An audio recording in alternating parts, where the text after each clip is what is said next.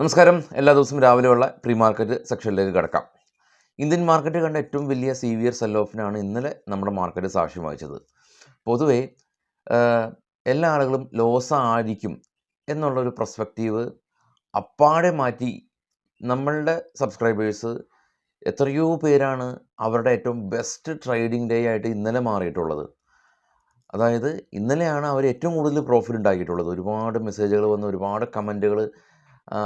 എല്ലാ ആളുകളും ഒരേപോലെ അല്ല ചിന്തിക്കുന്നത് എന്നതിനുള്ള തെളിവാണ് ആളുകൾ പ്രോഫിറ്റും മാർക്കറ്റ് ഫോൾ ആകുമ്പോൾ ഉണ്ടാക്കുന്നത്. അപ്പോൾ നമ്മുടെ സബ്സ്ക്രൈബേഴ്സ് എല്ലാം തന്നെ വളരെ പ്രോ ട്രേഡേഴ്സാണ്. ആ കോവിഡിൻ്റെ ആ ഒരു ഒഴുക്കിൽ ഒരുപാട് ആളുകൾ ചാനൽ കാണാറുണ്ടായിരുന്നു. അതുപോലെ അല്ല ഇപ്പോൾ ഉള്ളത്. ഇപ്പോൾ കാണുന്ന എല്ലാ ആളുകളും തന്നെ മാർക്കറ്റിനോട് കൃത്യമായ രീതിയിലൊരു ബോധമുള്ള ആളുകളാണ്. അപ്പോൾ അവരുടെ ആ ഒരു ട്രേഡിങ് എല്ലാം തന്നെ ട്രേഡിങ്ങിൽ നമ്മുടെ ചാനൽ ചെറിയ തോതിലെങ്കിലും കൂടിയും ഇൻഫ്ലുവൻസ് ചെയ്യുന്നത് ഇതിൽ വളരെയധികം സന്തോഷം. അപ്പോൾ ഇവിടെ ബൈ സെൽ റെക്കമെൻഡേഷനോ അങ്ങനെയൊന്നും ഒരു കാര്യമല്ല. പക്ഷേ നിങ്ങളുടെ മാർക്കറ്റിൽ നിങ്ങൾ എടുക്കുന്ന തീരുമാനങ്ങളിൽ, നിങ്ങളുടെ ചിന്തകളിൽ ഒരു ചെറിയ തോതിൽ സ്വാധീനം ചെലുത്തുക എന്നുള്ളതാണ്. അവിടെയും നമ്മൾ കൃത്യമായിട്ടുള്ള ഡേറ്റകൾ മാത്രം അവതരിപ്പിക്കുക. ഒട്ടും പ്രൊപ്പഗാൻഡ ബേസ്ഡ് ആയിട്ടുള്ള എൻ്റെ ചിന്തകൾ ഒന്നും തന്നെ ഇതിലേക്ക് ഇഞ്ചക്റ്റ് ചെയ്യാതെ മാർക്കറ്റിലുള്ള കാര്യങ്ങൾ നിങ്ങളായിട്ട് പങ്കുവെക്കുക എന്നുള്ളതാണ് നമ്മൾ ചെയ്യുന്നത്. പക്ഷേ അത് ആളുകൾ ട്രേഡേഴ്സ്, പ്രോ ട്രേഡേഴ്സാണ് നമ്മളുടെ ചാനൽ കാണുന്നത് എന്നുള്ളതിന് ഉത്തമ തെളിവാണ് ഇന്നലെ ഒരുപാട് പേര് പ്രോഫിറ്റ് ഉണ്ടാക്കിയിട്ടുള്ളത്. അതിൽ വളരെ സന്തോഷം. ഇനി നമ്മളെ മാർക്കറ്റ് ഇന്നലത്തെ ഇൻട്രാഡേ ലോയിൽ നിന്ന് ഏകദേശം 400 പോയിൻ്റ് റിക്കവറി രേഖപ്പെടുത്തിയിരുന്നു. നമ്മുടെ മാർക്കറ്റ് ട്രേഡ് ചെയ്യുന്ന സമയത്ത് US ഫ്യൂച്ചർ ഏകദേശം ഒരു 1000 പോയിൻ്റ് ഇടിവുമായിരുന്നു. എന്നാൽ ഇപ്പോൾ നെഗോസിയേഷൻ സാധ്യതകൾ ഉണ്ട് എന്നുള്ള കാരണം കൊണ്ട് ഇന്നലെ US മാർക്കറ്റ് വലിയ തോതിൽ റിക്കവറി രേഖപ്പെടുത്തി. 1000 പോയിൻ്റ് തന്നെ US മാർക്കറ്റ് റിക്കവറി രേഖപ്പെടുത്തി.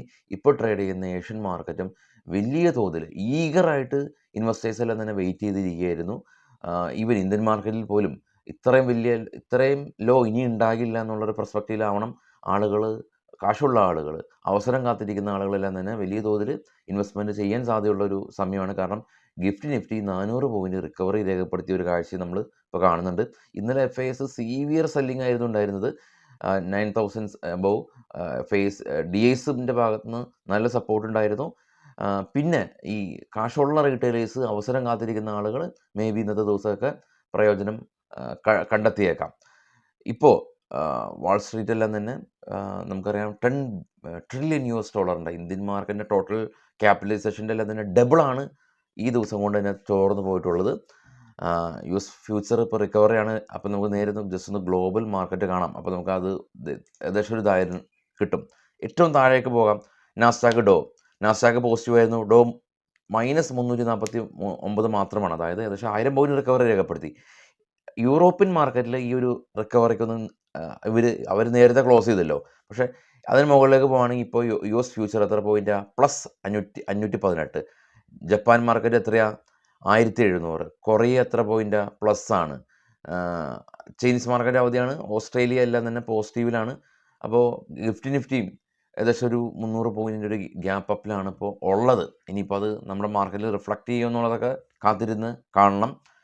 ഇനി ഇന്നത്തെ കുറച്ച് സ്റ്റോക്കുകളുടെ വാർത്തകളിലേക്ക് പോകുകയാണെങ്കിൽ, ടൈറ്റാൻ അവരുടെ Q4 ബിസിനസ് അപ്ഡേറ്റിൽ 24% ഗ്രോത്ത് ഇവർ റിപ്പോർട്ട് ചെയ്തു. BL കമ്പനി, ഇവർക്ക് 2210 കോടി രൂപയുടെ ഓർഡർ കിട്ടിയതായിട്ടുള്ള ന്യൂസ് ഉണ്ട്. M&M കമ്പനി പുതിയൊരു സബ്സിഡിയറി ഇവർ ഇൻകോർപ്പറേറ്റ് ചെയ്തിട്ടുണ്ട്. റിഫ്ലക്സ് റിന്യൂവബിൾ കമ്പനിക്ക് ഒരു ഓർഡർ കിട്ടിയതായിട്ടുള്ള ന്യൂസ് ഉണ്ട്. Global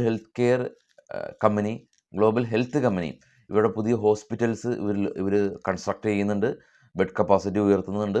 Bajaj health care company ഇവരുടെ അക്വിസിഷനിലൂടെ ഇവരുടെ മാനുഫാക്ചറിങ് ഫെസിലിറ്റി എക്സ്പാൻഡ് ചെയ്യുകയാണ്. ജെനറക്സ് ഫാർമേനെയാണ് അക്വിസിഷൻ ചെയ്തിട്ടുള്ളത്. ഇത് മാർക്കറ്റിലുള്ള സ്റ്റോക്കുകളുടെ വാർത്തകളാണ്. അത് ഞാൻ പ്രത്യേകം പറയേണ്ട കാര്യമില്ല. കാരണം പ്രോ ട്രേഡേഴ്സാണ് നിങ്ങൾ. കാരണം ഇന്നലെ ഒരുപാട് പേര് പ്രോഫിറ്റ് ഉണ്ടാക്കി എന്നുള്ള ഒരു വാർത്ത വളരെ സന്തോഷം തോന്നി. വൈകിട്ട് 7 മണിക്ക് കാണാം. Thank you.